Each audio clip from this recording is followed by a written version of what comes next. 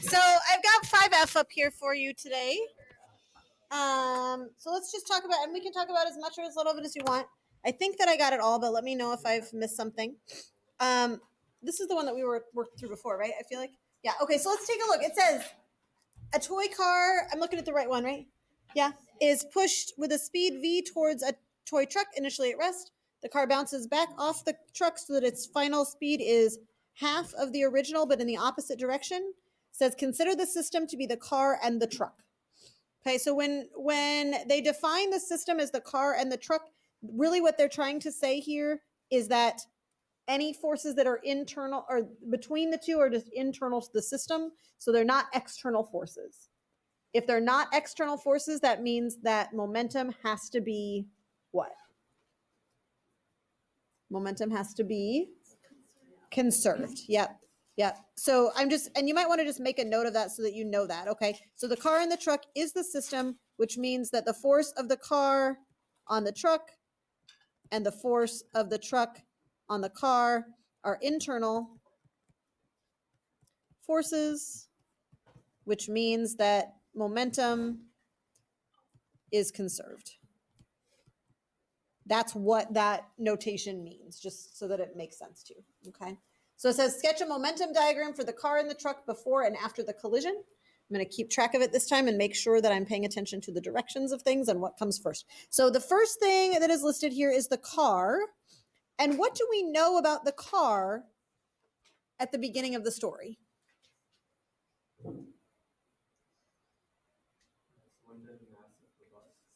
It's what'd you say? It's 1/3 the mass of the bus. So that means that when we draw our mass velocity diagrams, the car's mass is going to be just 1 wide, whereas the truck's mass is going to be 3 wide. So I'm just kind of marking that there so we can keep track of what's going on. Okay. Is that making sense? So the mass is just on the x-axis here. So the mass of the car is 1/3 the mass of the bus. So the width here is going to be 1/3 of this width. You can make this one 2 and this one 6. Okay, it doesn't matter. We just need to make sure that the ratios are the same. All right. So that's what we know about the mass. What do you know about the velocity of the car? It has velocity, right? So that means it's going in some direction. We need to be able to note that. Given the picture that we have here, are we going to call that velocity positive or negative? Negative. Okay. That's generally what we would do, right? We're going to call this direction to the left. Oh, silly thing. We're going to call this direction negative. We'll call this direction positive. If you happen to do it the other way, it's all good. You just have to make sure that you note that so you know what's going on. So the velocity is some value. We don't know how big it is, but we know that we're going to have to cut it in half at some point, right, during the second part. So let's make it maybe, I don't know, 4 or 6 or something like that so that it's some number that's really easy to divide by 2. So we're going to make it negative. I'm going to make my negative 6. 1, 2, 3, 4, 5, 6. I'm going to double count, make sure 1, 2, 3, 4, 5, 6. So here is the little bar that represents the momentum of the car at the beginning. Okay. Again, the car has a mass of 1m and a velocity that is negative. And again, the number of blocks don't matter, but I want to make it some even number just so that we've got something that's easy to cut in two. Tell me about the truck. We know its mass is 3 times that of the car. What's its velocity at the beginning of the story? 0, right? So are we going to have any line there, or is it just like what I have drawn so far? Does that make sense? Yep, because the velocity is 0. Okay. All right. So now we need to figure out what to do with the car after, because it tells us some things about the car after. So here's the car's final momentum. Again, we're going to use a bar that is 1 wide. And tell me what you know about the velocity after.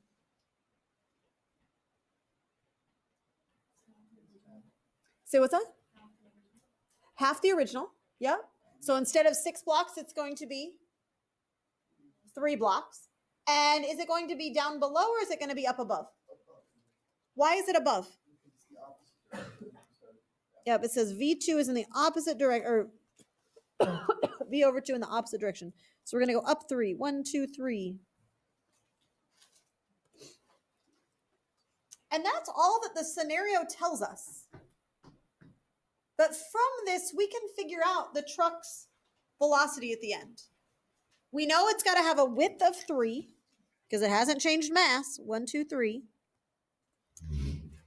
All we need to do is count blocks now. So what's the total number of blocks that we had at the beginning? 6. But it's 6 in the negative direction. So I've got -6 plus 0. If I have -6 blocks of momentum at the beginning, how many blocks do I have to have at the end?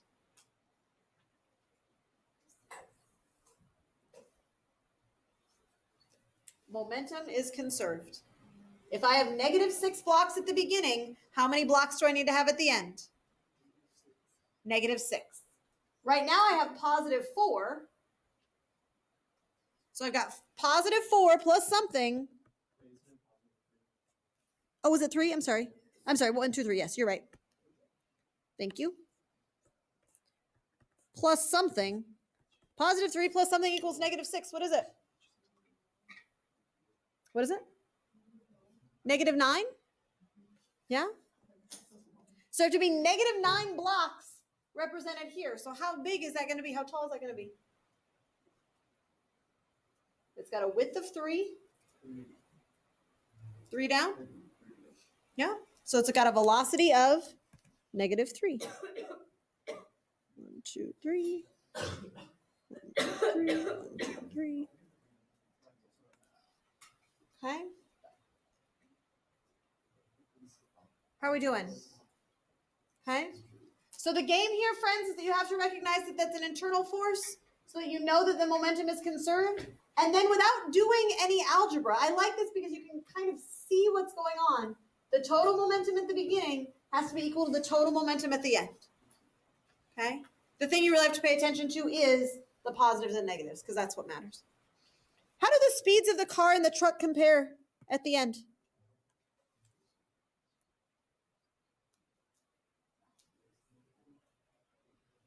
How do the speeds of the truck and the car compare at the end?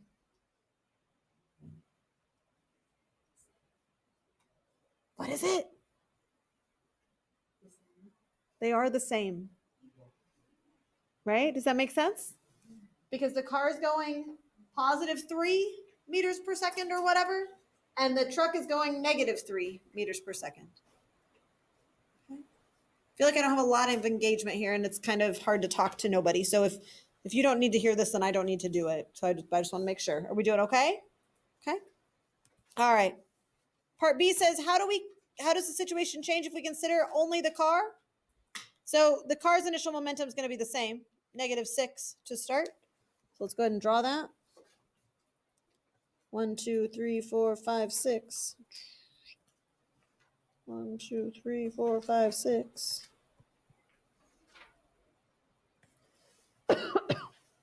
What's the car's final momentum? +3. 1, 2, 3. This is the impulse momentum theorem, right? So the impulse momentum theorem says that the change in momentum equals the force times the time. Or you could write this as the momentum initial plus force times time is equal to momentum final. These are equivalent statements. Okay. Both the impulse momentum theorem. So if I have -6 to start, and I have +3 to the end, the amount of impulse that car has experienced is how much?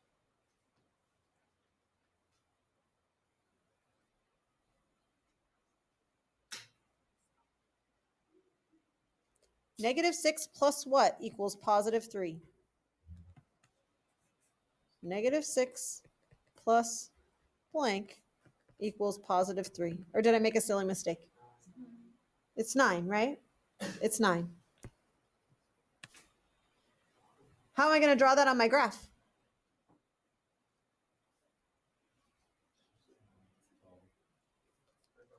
Nine by one? 1, 2, 3, 4, 5, 6, 7, 8, 9.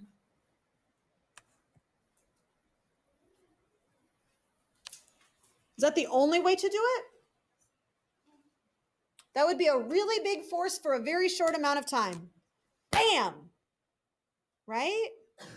Is there another way for the car to go from moving with -6 momentum to +3 momentum that may be less injurious to the people that are experiencing this? Could also be 1 by 9, right? For sure it could. It could be 1, 2, 3, 4, 5, 6, 7, 8, 9. That's a very, very slow force, right? So you've probably experienced or seen people driving cars like this. This would be like the person that slams on the brake at the very last moment. That's the tall blue one. Okay. I notice this a lot of times with kids who are just starting to learn to drive, like before they've gotten any confidence, and they'll just ride the brake, right, for a really, really long time. That's this one, right? We're slowing down very slowly, right? Just, you know what I'm saying? Yeah, for sure. Any other ways for those forces to be? It could be 3 by 3, or it could be at an angle. There are lots of choices, right? The point of this, friends, is to pay attention to the fact that there are lots of different ways. Did I get that 3 by 3? Yep. For that change in momentum to occur. Okay, lots of ways for that change in momentum to occur. But in any of the cases, you have to have a +9 to get from your -6 to +3. Okay. Questions on this? Okay. I think the next thing was this. Is that right? Part C, is this on the back?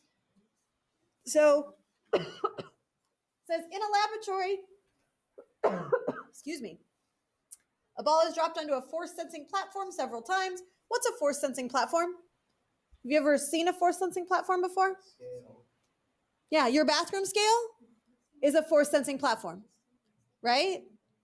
Okay. If you ever try to jump on your force sensing platform or you jump onto it, it's going to measure that force. It's bigger than the force of gravity, right? Because it's slowing you down. Yeah. Each time it hits a different surface. So this force sensing platform, you put either foam or feathers or clay or something on it. It says the momentum of the ball changes by the same amount in each trial. That's a big deal. Does that kind of make sense? The momentum of the ball changes by the same amount in each trial. That means that the impulse is the same in each trial. Same thing as if we had the person standing on the 3-meter high ledge and then jumping, right? You jump with locked knees versus bent knees, same. Okay? The momentum of the ball changes by the same amount in each trial. In each trial, the average scale reading is F, and the time of collision is T. What quantities would be needed to graph to exhibit a straight line relationship? Oh my gosh! Who loves a straight line relationship? Yeah, right? Linearize it. Linearize, we've got to find a line. So when I do a problem like this, when I see something like this, I'm like, okay, I don't know what to write. There's a lot of lines there. It's kind of scary. Anybody else feel that way? Yeah. So we got to figure out what to do first. So maybe graph. Come on, thing.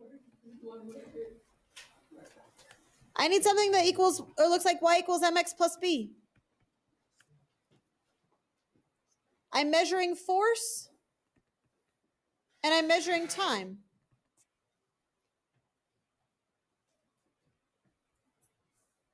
What quantities would be need to be graphed in order to exhibit a straight line relationship? If I graphed force and time, is that going to give me a straight line relationship? Caden says no. He's shaking his head vehemently no. Why do you know that? Or how do you know that?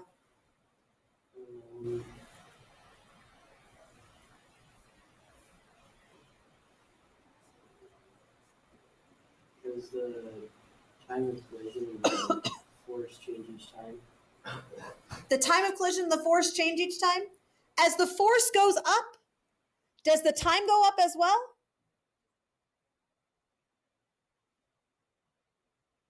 If you have the momentum of the ball changing by the same amount in each trial, as the force goes up, does the time also go up?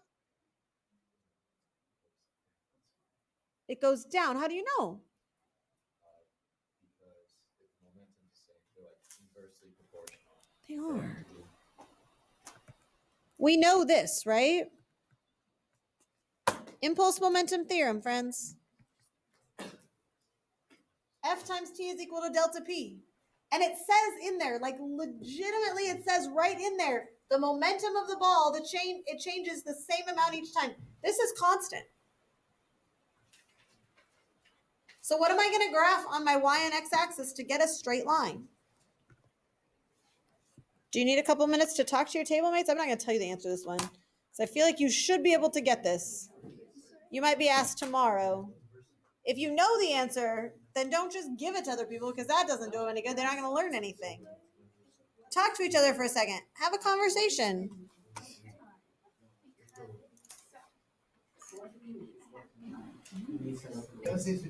So we want to get it to look like this. So we've got two equations, right? This is what we want it to look like, because this is our line. Oh, I'm frozen. You can't see my big yellow box. There you go. This is the relationship that I know is true. But this thing is the constant, and this thing is a constant.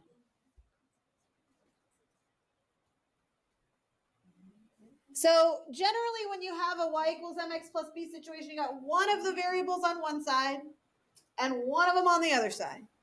Right now you've got two of them both on the same side. So move one of them. Which one do you want to move, Autumn? Doesn't matter to me. You pick.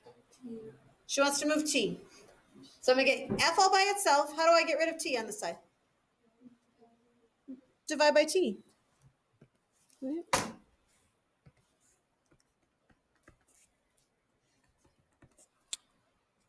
So then I'm left with f, come on, silly thing, is equal to delta p over t. That doesn't look a whole lot like my box in yellow yet, does it? But I'm going to remind myself that a fraction can be pulled apart into pieces. Is that allowed? Does this look kind of like my yellow box now? It does. No b, right, which is nice. F on the y-axis, 1 over t on the x-axis. Your slope will be the change in momentum, because that's constant. Yeah. So if we put that over here, put the force over here, oops, and 1 over time here, you will get a straight line.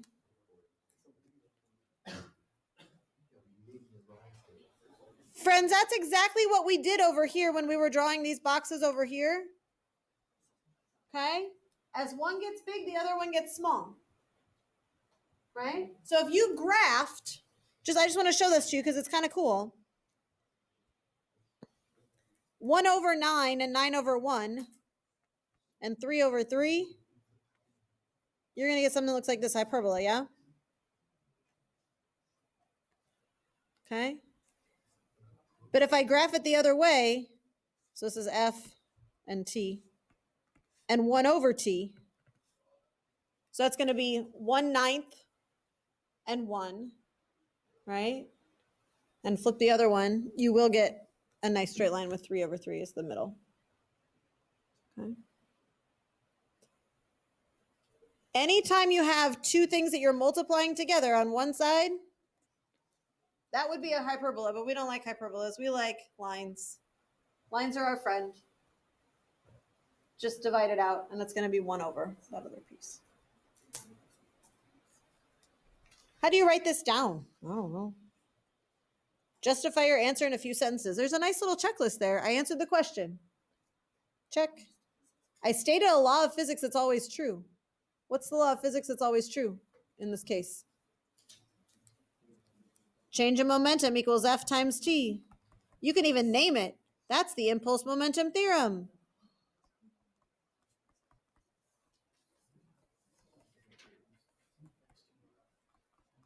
Oh, I guess I didn't answer the question directly. I would graph F versus 1 over T. I connected the law or laws of physics to the specific circumstances of the situation. How would you do that in this answer?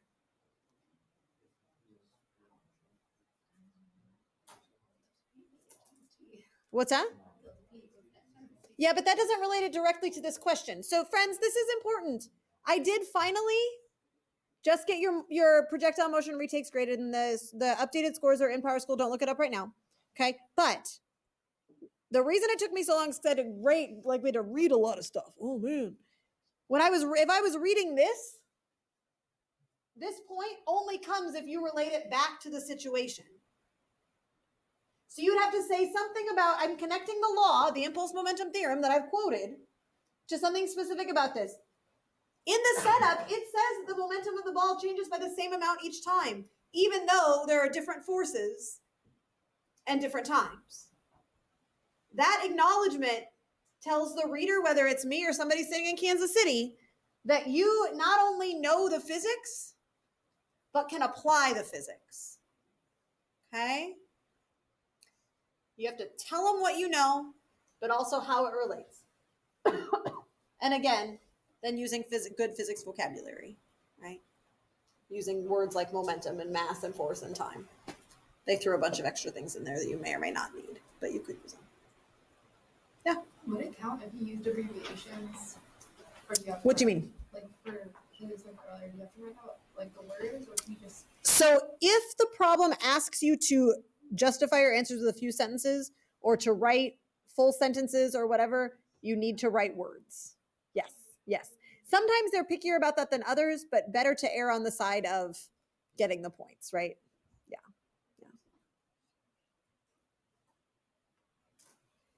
Other questions about this one?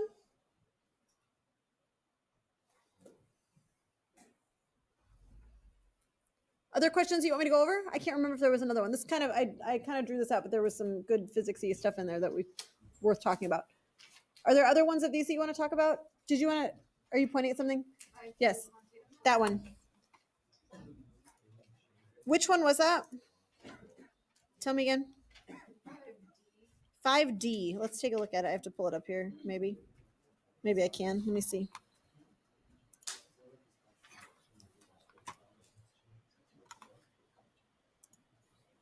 There's 5F. Oh, wait.